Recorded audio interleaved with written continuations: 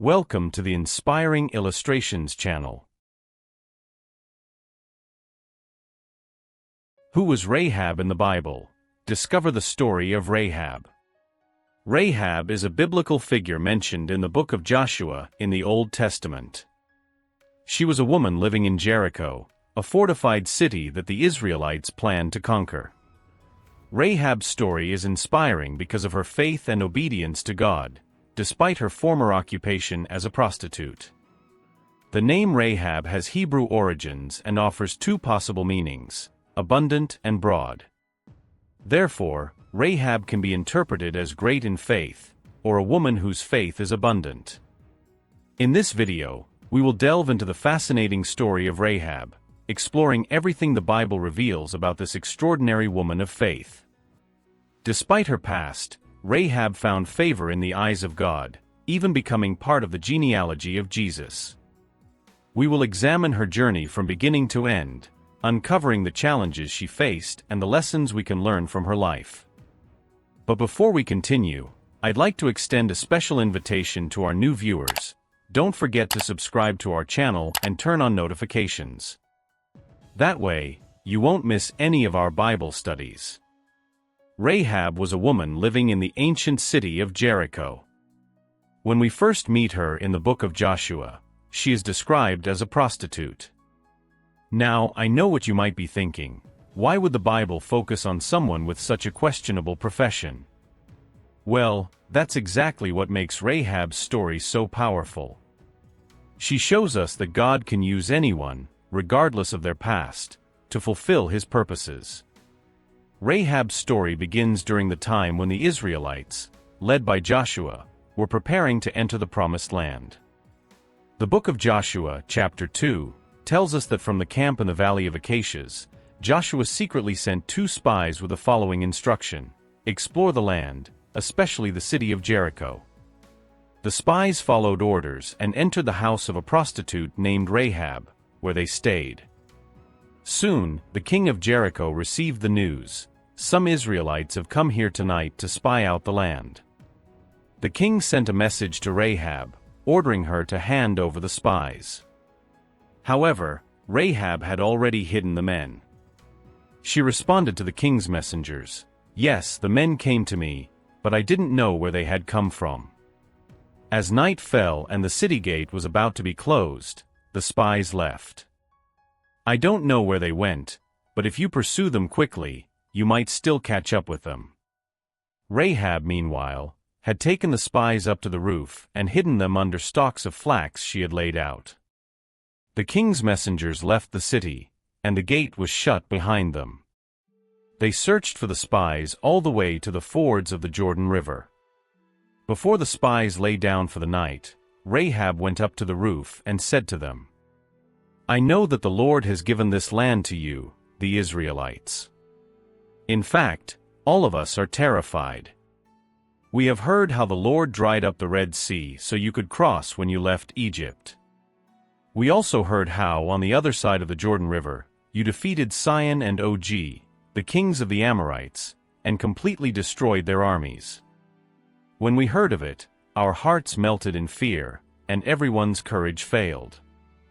Your God, the Lord, is the God of heaven above and earth below.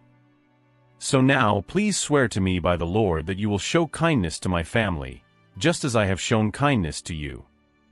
And please give me a sure sign that you will fulfill this promise. Please protect my father, my mother, my brothers, my sisters, and their families. Do not let us be killed." The men replied, "We guarantee your safety and that of your family. If we fail to keep our word, may our lives be taken instead of yours. If you keep our mission secret, rest assured we will fulfill our promise. When the Lord gives us this land, we will treat you with kindness and faithfulness." Since Rahab's house was built into the city wall, she used a rope to let the spies down through the window. She instructed them, "Go to the hills so that the men searching for you won't find you. Hide there for 3 days until they return, and then you'll be safe to go on your way." The spies answered, "We will keep the oath you have made us swear, but only under these conditions. when we invade the land, tie this scarlet cord in the window through which you let us down. Gather into your house your father, your mother, your brothers, and all your father's household. If anyone goes outside your house, they will be responsible for their own death, and we will be free of guilt. But if anyone with you inside the house is harmed, we will take responsibility. However, if you reveal what we are doing, we will be released from the oath you made us swear." Rahab agreed, "I accept these terms." So she sent them away, and immediately tied the scarlet cord in the window. Now, let's pause for a moment and consider the significance of this scarlet cord. Does it remind you of anything? In the book of Exodus, when God was about to bring the final plague upon Egypt, He instructed the Israelites to mark their doorposts with the blood of a lamb. This blood would be a sign, and the angel of death would pass over those houses. Similarly, Rahab's scarlet cord served as a sign of salvation. It's a beautiful foreshadowing of the ultimate salvation that would come through Jesus Christ, whose blood saves us from eternal death. But Rahab's story doesn't end with the fall of Jericho. In fact, her faith and actions had far-reaching consequences that she likely never imagined. In the New Testament, we find Rahab mentioned in the genealogy of Jesus Christ. Salmon was the father of Boaz, whose mother was Rahab. Boaz was the father of Obed, whose mother was Ruth. Obed was the father of Jesse, and Jesse was the father of King David. Matthew, chapter 1, verses 5 through 6. Rahab is also mentioned in two other significant New Testament passages. In Hebrews, chapter 11, often called the Hall of Faith, we read, "By faith, the prostitute Rahab did not perish with those who were disobedient, because she had welcomed the spies in peace." And in the book of James, chapter 2, her actions are presented as an example of faith in action. In the same way, was not even Rahab the prostitute justified by works when she welcomed the messengers and sent them out by another route? These passages show us that Rahab's faith wasn't just a momentary decision. It was a transformative force in her life that led to action and ultimately, to her inclusion among the people of God. So, what can we learn from Rahab's story? God's grace is for everyone. Rahab's past didn't disqualify her from God's plan. In fact, her story emphasizes that God's grace is available to everyone, regardless of their past or current situation. Faith leads to action. Rahab didn't just believe in God's power, she acted on that belief by protecting the spies and following their instructions. James uses her as an example of faith demonstrated through works. God can use anyone. Rahab's position in Jericho, which might have been seen as a disadvantage, actually placed her in the perfect spot to help the Israelites. God can use our circumstances, even the difficult ones, for His purposes.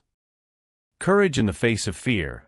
Despite the danger, Rahab chose to side with the God of Israel. Her courage came from her faith in God's power. God's plans are greater than we can imagine. Rahab couldn't have known that her actions would lead to her becoming an ancestor of the Messiah. God's plans for our lives often extend far beyond what we can see or imagine. The power of a transformed life. Rahab's story doesn't end with her helping the spies. She became part of the Israelite community, and her transformed life had an impact for generations. Now, let's observe 7 lessons we learn from the story of Rahab. The first lesson is the importance of trusting in God. Despite having a life marked by questionable choices, Rahab decided to fully trust in God. Her unwavering faith not only rescued her, but also ensured the protection of her family during the destruction of Jericho. This story teaches us that faith in God transcends any personal circumstance, showing that, regardless of our past or the difficulties we face, trusting in God can transform our lives and open paths to redemption and divine protection. The second lesson is living out faith in practice. Rahab demonstrated genuine and courageous faith, which was reflected in her actions and resulted in the salvation of her family during the fall of Jericho. She not only believed but acted according to her faith, even if it meant significant risks to her life and safety. Similarly, our faith in God should be authentic and manifest in concrete actions, even if it means sacrificing our comfort or facing challenges. The third lesson is about fulfilling God's will and purpose. God's plans and purposes are immutable and will always come to pass. Anything that goes against His will is inevitably frustrated and will not prosper. If we do not anchor our lives in the Lord, we risk seeing our dreams crumble, just as the walls of Jericho fell before divine power.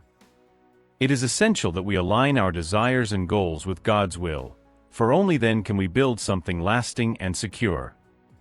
Without this solid foundation, any achievement can collapse in the face of adversity.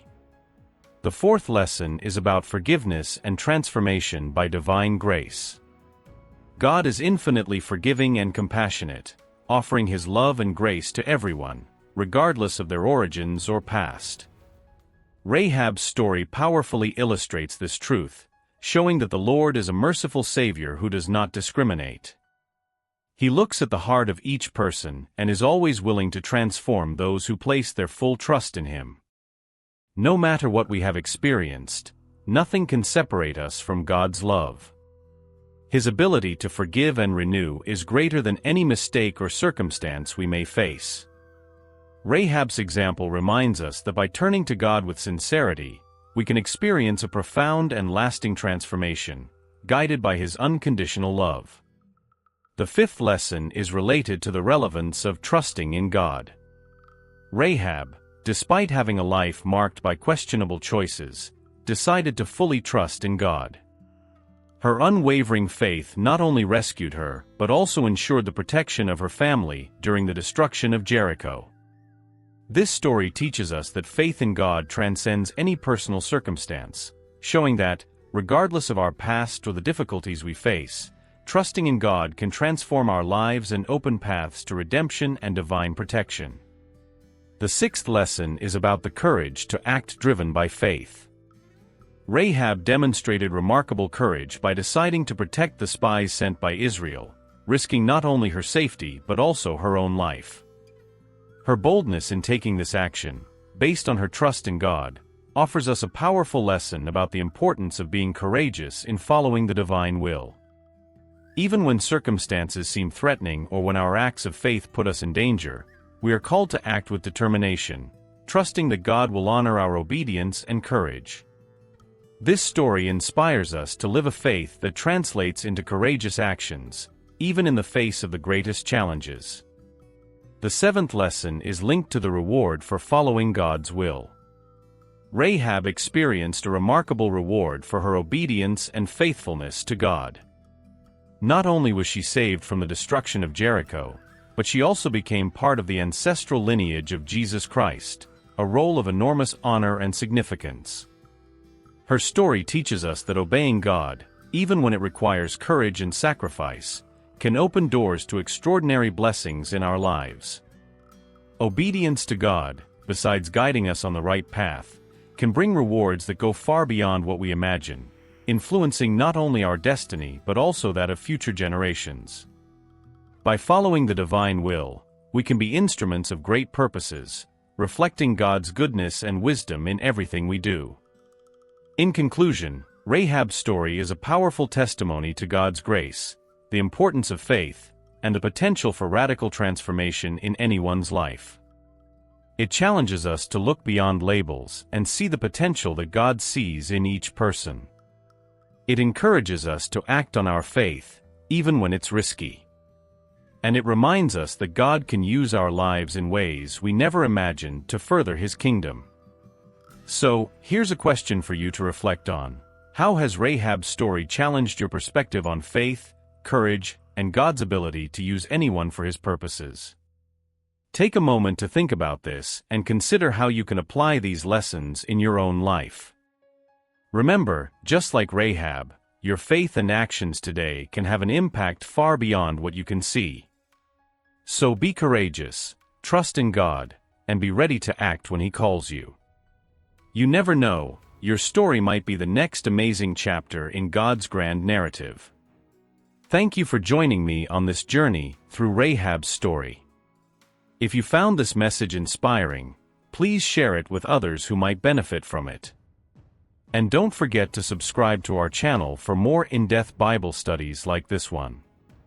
I also recommend watching the incredible story of Joshua, the successor of Moses. Until next time, may God bless and keep you.